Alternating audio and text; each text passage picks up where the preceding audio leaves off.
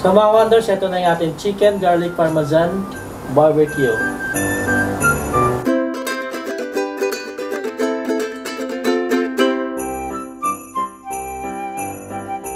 Mayong adlaw mga kahigalaan! Kami ang Wandering Kusina. Ako si Chakoy. Ako si Mark. Maayong Pasko mga kahigalaan! Ano sa kapangpangan? Ang mayong Pasko? Maligayang Pasko. Maligayang Pasko at Tagalog ko day. Alright, maligayang Pasko mga ka-wonders. This is our first of 12 recipes for Christmas. Yan. At anong lulutuin natin today? So yung lulutuin natin mga ka-wonders is chicken garlic parmesan barbecue. Iba-barbecue niya, pero chicken garlic parmesan to siya. Ang magiging flavor niya daw. So, if you're new to Wandering Kusina, please don't forget to subscribe and click the notification bell para updated kayo sa lahat ng mga bagong videos namin. Ito yung ating process ng ating chicken garlic parmesan na barbecue daw. So, ang una natin gagawin, kinat muna natin itong ating breast chicken ng cubes. Cube size siya. Ayan. About 1 inch, yes. Pagka-slice niya. And then, binili namin itong breast chicken. Meron na siyang pamintang nakalagay. So, templado na siya. So, dadagdagan na lang natin siya. So, lalagyan pa natin ng pepper. 1 teaspoon. Then, garlic powder. 1 teaspoon din to. And then, yung ating parmesan cheese. 3 tablespoon.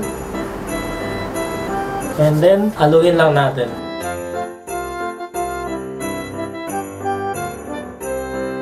Para hindi masyadong ma-dry yung ating breast chicken, lalagyan lang natin ng konting oil.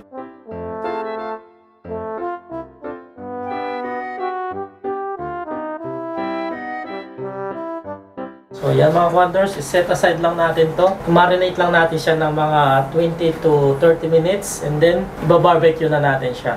So yung next natin gagawin mga ka-wonders, i-roast muna natin yung ating garlic. Nakabili na kami na naka-peel na garlic. Naka-peeled. Peeled na garlic. So kung meron kayo yung buo, mas maganda yon. Pwede siya siyang diretso sa oven tapos i-roast lang siya. So ilagay lang natin siya dito sa ating foil. Yan, tapos lagyan lang natin ng konting oil. Then a little bit of salt. Yan, tapos ibalutin lang natin. Tapos ilagay natin siya sa oven natin. Okay, don't put this inside the microwave mga ka-wonders ha. Kasi foil yan. So mga wonders, after 20 minutes sa marination natin, pwede na natin itong ituhog o ilagay sa ating barbecue stick. So ganito lang. So itong recipe na to for Christmas mga ka-wonders, it is best parang pang appetizer ang dating.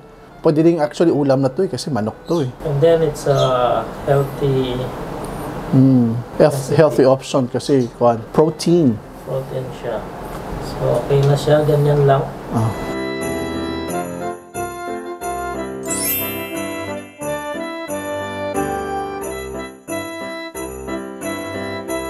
Then nakita nyo ay hindi natin siya linagyan ng asin mga wonders kasi yung parmesan kasi medyo maalat na yan. So baka kung lagyan pa natin is medyo umalat siya.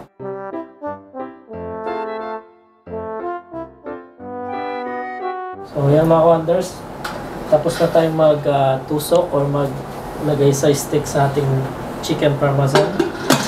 So now, ihawin na natin. Indoor yung pag-iihaw natin. So electric grill yung gagamitin natin. So kung nasa mga building kayo or bawal mag-ihaw sa mga bahay nyo, pwede nyo itong gamitin pang indoor. So lalagyan lang natin ng tubig dito sa ilalim niya para wala siyang usok na lumabas. Para yung oil na didiretso sa tubig niya. Now, i-on na natin. Yan minute na siya. At least tumaas ng konti. Para hindi siya mabigla. Mainit na siya. Mainit na bitaw. Basig sobraan kainit ha. So now, mainit na yung ating grilling. Yung grilling? Electric grill. So ilalagay na natin itong ating mga chicken.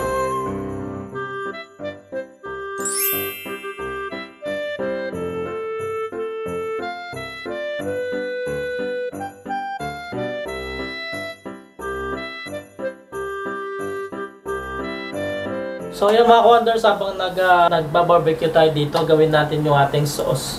So kailangan lang natin ng saucepan, tapos butter,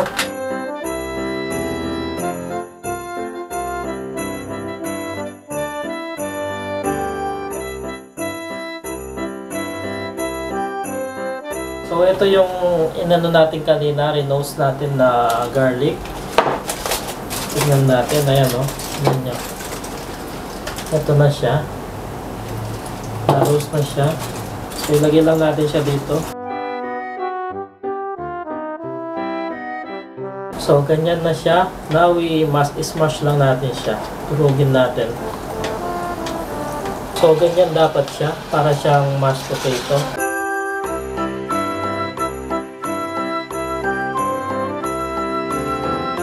So, now lagay natin dito sa ating melted butter.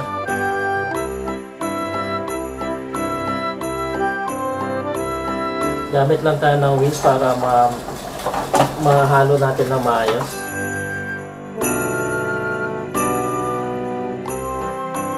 So, now ilagay natin itong ating Parmesan cheese. How many grams yun, Chef? Wala siyang 1 cup. Wala yung 1 3/4 cup. Okay. So, butter, garlic, at saka parmesan lang talaga yan? Wow. Mukha siyang naging dough, no? Makulangan tayo ng butter. Lagyan na natin itong isa. That's 250 grams, right? Yun o, ang ganda na ng color na ano natin. Barbecue.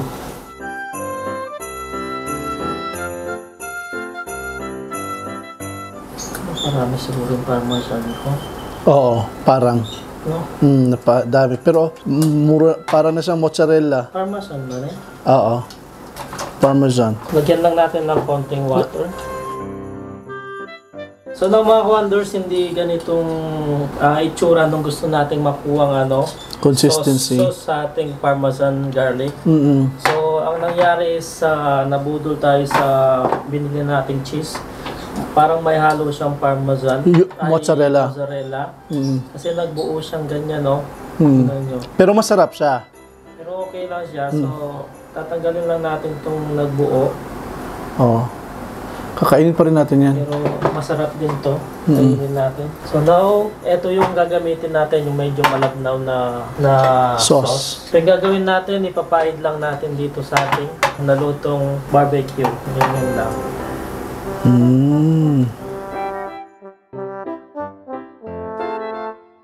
Tapos na to. So, ito na yung ending.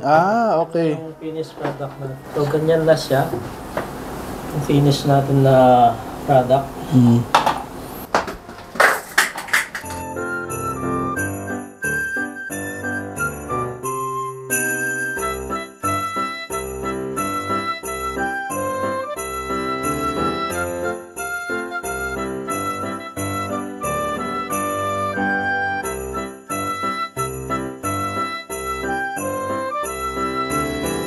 Ubdurin lang natin ng parmesan sa ating nagawa.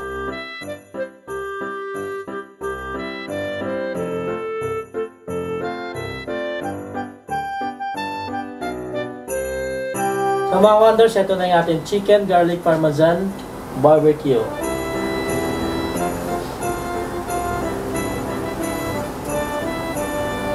Merry Christmas mga ka-wonders! This is our first recipe sa 12 recipes natin for Christmas. So, chicken garlic parmesan. Medyo barbecue daw, okay. Medyo napalpak lang yung sauce natin dahil nga nabudol tayo, may halong mozzarella yun. Yung parmesan na powder. So, ito na. Tikman na natin.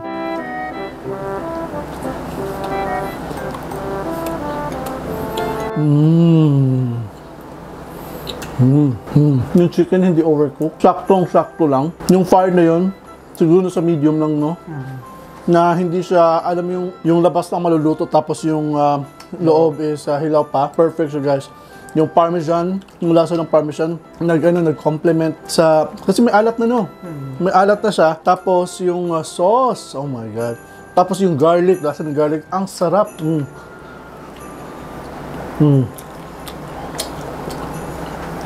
So, isa to sa mga pwede nyo gawin sa Pasko. Hopefully, magawa nyo ito. At saka ito yung pwede din hindi na nila ituhugin. Alam mo yung breast chicken na lang din na pwede nyo i-grill diretso. If you like it that way, pwede din yun. Pwede rin yun. Mas maganda ganito para presentable. Tapos pwede yung tuhog-tuhog, alam nyo na, para sa party. So mga ka-wonders, if you like this first recipe of our 12 recipes for Christmas, please don't forget to comment down below. Like this video pala. First of all, like this video, comment down below, at saka i-share nyo to sa family and friends ninyo. So this has been our tradition na bago on the way to Christmas, kung kailan kami magpo-post ng mga videos for Christmas, doon kami magpo-post ng 12. So that's every Wednesday and Saturday. Yes. So hanggat dumating tayo sa last recipe natin. So kung bago lang kayo dito sa aming YouTube channel, please don't forget to subscribe and click the notification bell para updated kayo sa mga bagong video namin. That's right. And please don't forget to follow us on our social media, Facebook, Instagram, TikTok, at saka sa Threads. Mga ka-Wonders, advance Merry Christmas sa inyong lahat. Kami ang Wondering Kusina. Naghahatid sa inyo ng mga simpleng pagkain. Simple ba to? Mga simpleng mga recipes or mga recipes na pwede nyo ihanda sa Pasko. So, ako si Chakoy. Ako si Mark. Ang nagsasabing, stay cool, stay safe, stay blessed, and peace. Merry Christmas!